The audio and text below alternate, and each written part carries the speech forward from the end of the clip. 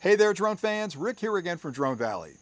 Over the last couple of weeks, I posted two different clips where I went into pretty good detail about DJI's current situation, where they're actually prevented from bringing their goods into the States for sale based on what I feel is a goofy embargo that's nothing more than pure protectionism. And I went into pretty good detail in both of those clips with the facts behind it, the people involved. So if you haven't seen those clips, go back and watch them. And I'm not going to relitigate that today, but I stand by that particular comment. And if you look at the facts and get rid of all of the noise and all of the political conversations that are going on, it really comes down to who benefits from DJI not being able to sell their goods in the States. Now, I got a lot of feedback from you guys. Some people felt it was all about the tariffs, Rick. You missed the boat. The tariffs are the problem. It's not the tariffs, and I'll get into that in a little bit, but the tariffs would impact the price, but they wouldn't stop the goods from crossing the border. Then other people felt like, they're buying into that old trope of China's spying, they're spying on the US, China's gathering information, it's a national security issue. Again, it's a sideline conversation that has nothing based in facts. All of the conversations around that security issue make no sense whatsoever for so many different reasons. Please don't believe that. Because if you think about it, if it was a security threat, why are we the only country on the planet that's preventing them from flying drones in the US? Don't you think Europe, maybe France, maybe England, maybe Spain would be saying, hey, those drones are gathering dangerous information about our country, we got to stop it? And again, why only DJI? I mean, there's a lot of other Chinese drone companies that are flying drones in the US. They're taking 4K and even 8K video. None of those guys are banned. So when you really think about the issue, those two things kind of fall by the wayside. And the simple fact is, there's an embargo in place right now that when DJI goods hit the customs in our country, they're stopped or they're sent back. So they're not getting past customs. And that's all based on this false narrative of DJI using forced labor to build their products. And there's another conversation going on around security at a prison camp someplace. And again, there's not been a shred of evidence on either one of those claims put forward by anybody. All it is at this point is conversations, opinions, and speculation from politicians who, quite frankly, aren't clean on this one. Because if you do a little bit of research and you look at the American drone companies that are going to benefit by preventing DJI from selling their goods in the US, you're going to find some really interesting names in the investor list for those companies and even on the board of those companies. Now, just last week it was revealed that the president's son, Don Jr., just got named to the board of one of those big American drone companies. And as part of that, he's getting a boatload of stock. He's going to get millions of dollars in stock if that company is successful selling their drones into the US market. Now, to me, I know he's not a politician per se, but he has dinner with Dad, so you can talk to him across the dinner table and say, hey, that embargo thing, that's a pretty good move. He's going to benefit from that. So for me, you could not be in a more unsavory position than having influence over legislation that benefits you personally and controlling that. Now, I'm not going to get political because I know that happens on both sides of the aisle. I know there are Democrats and Republicans both that benefit through stock options and other things when they leave politics or even during their political career. But this one to me is just, man, it stinks like a bad fish. It really is not a good situation. All right, so let me get back to the tariffs conversation. I think tariffs are going to play a part in the solution for DJI. Now, I have three theories on how I think DJI is going to extricate themselves from this situation. First off, I fully believe that the embargo is going to be lifted sometime after the first of the year because the argument that's in place right now is being litigated in court, probably by DJI and others, about this is unfair. You've singled us out. Other Chinese drone companies are selling into the country. And beyond that, okay, if you've got a problem with our drones, why can't we bring cameras in? I can't get an Osmo 360. Nobody's got one. I can't get stabilized gimbals. Newer versions of stabilized gimbals are being blocked. Wireless microphones. How do those have anything to do with national security? So it's a ban on DJI specifically because their drones are competition in the States. They own by any measure 70% of the market. And again, as an engineer, I study this technology. They're 5 years, maybe 10 years ahead of any drone company in the US that builds in the country. And there's no excuse for that, by the way. I'm tired of hearing the argument about if we prevent DJI from selling here, that'll give US drone companies plenty of breathing room and plenty of elbow space to develop a decent drone. What's stopping them right now? There's nothing preventing them from getting in the laboratory and building a drone that has crash avoidance, that has LiDAR, that has advanced capabilities where they can fly at 10 or 15 or 20 kilometers with a live feedback to the controller. All the things DJI is doing is pretty much off-the-shelf technology. I mean, if I got a couple of smart guys together, I'm pretty sure I could build a drone over the course of 6 months that would do most of what they're doing just by licensing technology from other companies. So knock off that argument that they're crushing competition in the US. Just build a drone. I mean, aren't we the country of innovators and big thinkers and just doing things nobody else thinks countries can do? Let's get out there, roll up our sleeves and build a better drone and compete on a level playing field. Don't mess around with this protectionism of excluding companies that are competition for you. Build a better drone, build a better mousetrap. People are going to beat a path to your door. All right, I'll get off my rant on that one. So let's talk about the solution. Well, I think tariffs are going to play a part in it. Now, tariffs is a big word, and a lot of people are confused about what tariffs are. Tariffs are a way for us to impose leverage on another country that's selling goods into our marketplace that are uncompetitive. And what I mean by that is they're lower priced than the goods we produce here in the US. Now, I'll just take the steel industry because that's one place where tariffs have really been a benefit. The US is a big producer of steel. We've got a lot of large steel companies that are really good at producing steel. Well, back in 2018, China decided they were going to start flooding the US market with less expensive steel. I'm not sure the quality was as good, but it was less expensive, which caught the attention of buyers in the US that said, well, you know, if I can get that steel beam from China and it's less expensive, I can't afford to spend the money on a US built steel beam. So they started flooding the market and it was causing us a lot of issues, and that could have forced some of those steel companies to go out of business. So what the president did at the time was he used a specific tariff that's based on national security. And I guess economic security kind of plays into that because it wasn't really a national security issue, but anyway, it's called Section 232.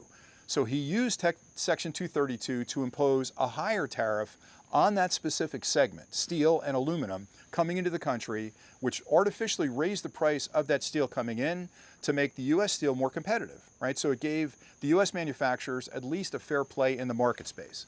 But tariffs in general, and this is where most people get confused, they raise the price of the goods. There's no way around it, because if a product's come into the US now without a tariff and it's costing $1 to get to me as a retailer, and you put a 50% tariff on it, that tariff is paid at customs by the importer, by me. So when I buy it, it's now costing me $1.50. Where do I get that 50 cents from? Now, I may work with the manufacturer, maybe they take some of that burden, I take some of that burden, but either way, it's gonna raise the price of that product, which means me as a retailer, it shrinks my margin, it shrinks my profit. Maybe I don't have a lot of profit. Maybe I've really got to add that to the retail price of the product. So either way it goes, it's going to raise prices on goods that are imported from countries outside the US. Now, I understand the political implications of that, where the president's using it today like a giant sledgehammer with a lot of countries to negotiate a fair balance of trade. I get that. I expect everything will settle down soon. But make no mistake, tariffs are not a tax on the country sending it or the manufacturer sending it. It's a tax on us as consumers. So you're effectively paying the tariffs on those products that are coming into the US. Now, I do think tariffs are appropriate in certain situations, like that steel and aluminum example I gave you, but this isn't about tariffs yet. This is about an embargo that's preventing DJI gear from clearing customs.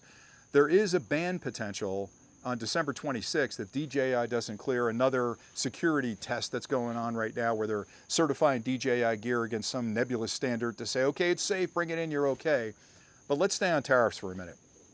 I think it can fix the problem. And the way it can fix the problem is if you're really trying to give the American companies breathing room and elbow room to develop a product that's competitively priced or at least features similar to what DJI is selling, you can kind of punish DJI by imposing an industry or category specific tariff on drones. Maybe you put a tariff on drones. Maybe it's a 232. I don't think that really applies unless you're going to go with the national security argument. It would apply there. But there's another type of tariff called the 301. It's Section 301, and it's part of the Trade Act of 1974.